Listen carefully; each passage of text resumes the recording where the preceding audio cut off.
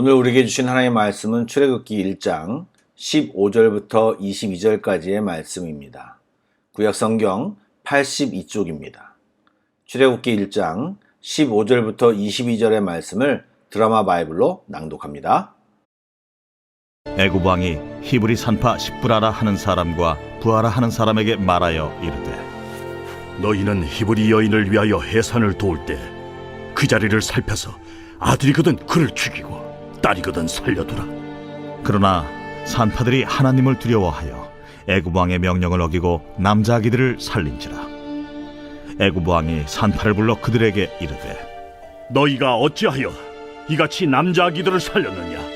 산파가 바로에게 대답하되, 히브리 여인은 애굽 여인과 같지 아니하고 건장하여 산파가 그들에게 이르기 전에 해산하였더이다. 하나님이 그 산파들에게 은혜를 베푸시니 그 백성은 번성하고 매우 강해지니라. 그 산파들은 하나님을 경외하였으므로 하나님이 그들의 집안을 흥왕하게 하신지라. 그러므로 바로가 그의 모든 백성에게 명령하여 이르되, 아들이 태어나거든 너희는 그를 나일강에 던지고 딸이거든 살려두라.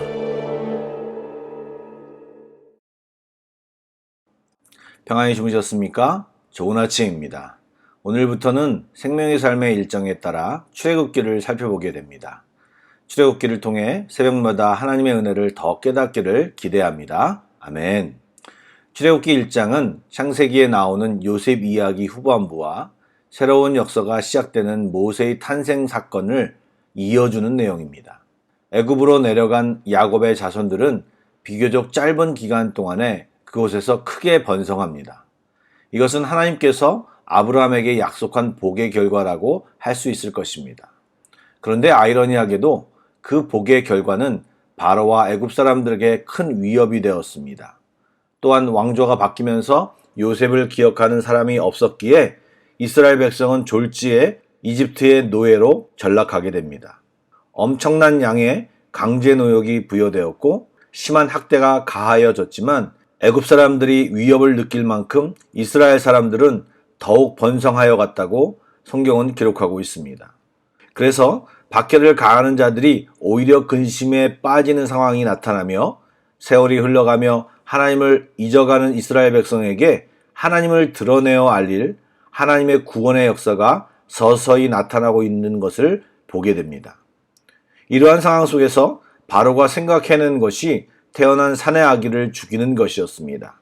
박해를 해도 계속 이스라엘 사람들이 늘어만 가니까 히브리 산파를 불러 딸이면 살리고 아들이면 죽이라고 협박을 한 것입니다. 1장 10절에 애굽 사람들이 이스라엘 백성에 대하여 지혜롭게 대하자라고 했던 말의 결과가 바로 일방적인 폭력과 살인의 계획인 것입니다. 그래서 그런 계획을 눈에 띄게 하지 않기 위해 산파들을 협박한 것입니다. 잘 아시는 것처럼 의료 수준이 낮았던 당시의 사회에서는 아기를 낳을 때 산파들의 도움은 절대적이었습니다. 그런데 아기를 낳을 때 산모가 정신이 없으므로 산파가 몰래 아기를 죽이는 일은 그다지 어렵지 않은 일이었습니다. 그런데 이 바로의 명령을 받은 산파, 십브라와 부하는 아기를 죽이지 않고 살렸습니다. 그리고 왜 사내 아이들을 죽이지 않느냐는 추궁에 산파들은 애굽 여인들에 비교하며 히브리 여인들이 건장하여 산파가 가기도 전에 해산한다고 변명을 합니다. 본문을 보면 애굽 왕의 이름은 거론되지 않습니다. 역사상으로는 이 애굽 왕은 아흐모세라고 추정되는데 출애굽기의 저자는 그냥 애굽 왕이라고 기록합니다. 반면 천대받는 히브리 민족의 산파 이름은 십브라와 부하라고 정확히 기록하고 있습니다. 이들의 이름을 밝히지 않아도 특별한 의미의 변화가 없음에도 성경은 이들의 이름을 드러내었고 어려운 순간에 지혜롭게 행동하며 믿음의 행동을 한 이들을 드러내고 있습니다. 당시에는 왕명이면 죄 없는 사람도 그냥 죽일 수 있는 시대였습니다. 그런데 눈앞에 보이는 왕명보다 하나님을 두려워하는 사람들이 산파들이었고 이들은 목숨을 걸고 아기들을 살린 것입니다. 하나님을 두려워했다는 것은 하나님을 인정했다는 말입니다. 하나님의 명령이 하나님의 통치가 더 강력함을 인정하고 애굽 왕의 명령을 거역했던 것입니다. 당연히 자신들에게 불똥이 튈 것을 예상했겠지만 각오하고 하나님을 선택한 산파들은 어떻게 되었을까요? 20절에 보니 하나님이 그 산파들에게 은혜를 베푸셨다고 말합니다. 여러분, 믿음은 이런 것입니다. 나에게 당장 불이익이 돌아올 것을 알면서도 하나님의 뜻을 생각하며 말씀을 선택하여 행동하는 것입니다. 일반적으로 이런 상황에서 애굽 왕의 명령을 따르는 것이 쉽고 현실적입니다. 그리고 세상은 그렇게 사는 것이 지혜로운 결정이라고 굳이 왜 현실의 최고 권력자와 갈등을 일으키냐고 말합니다. 때로 하나님의 명령을 순종하기 위해서는 그런 세상의 추세와 흐름을 거슬러야 할 순간이 있을 수 있습니다. 어렵게 느껴질 수도 있습니다.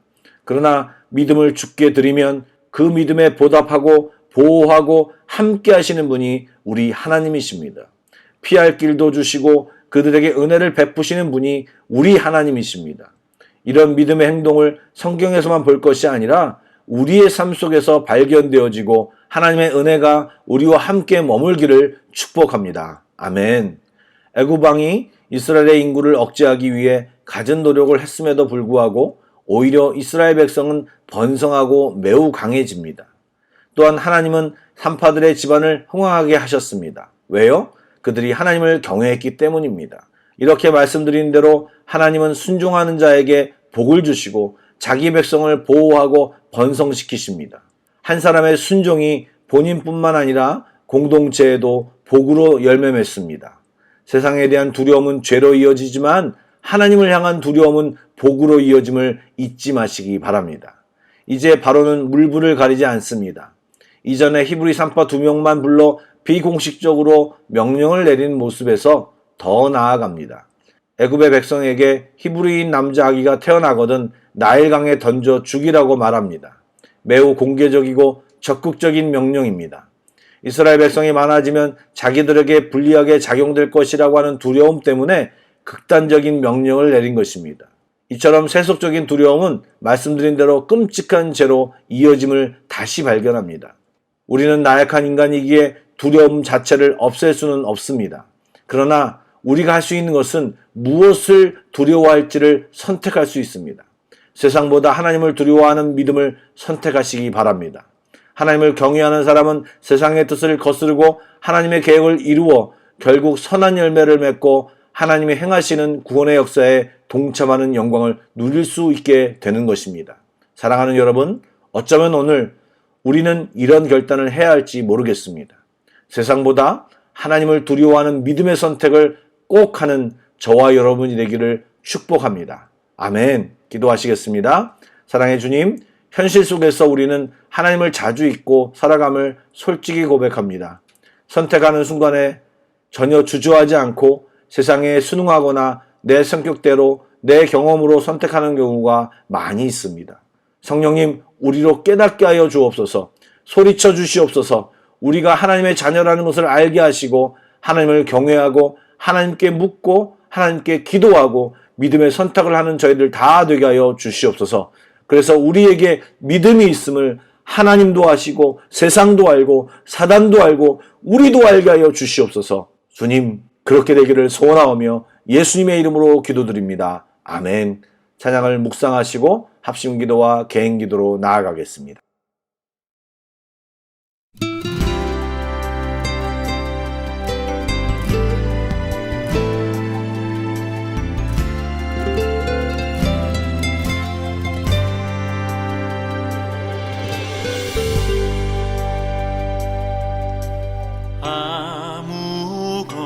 아무것도 두려워 말라. 주 나의 하나님이 지켜주시네. 놀라지 마라, 겁내지 마라.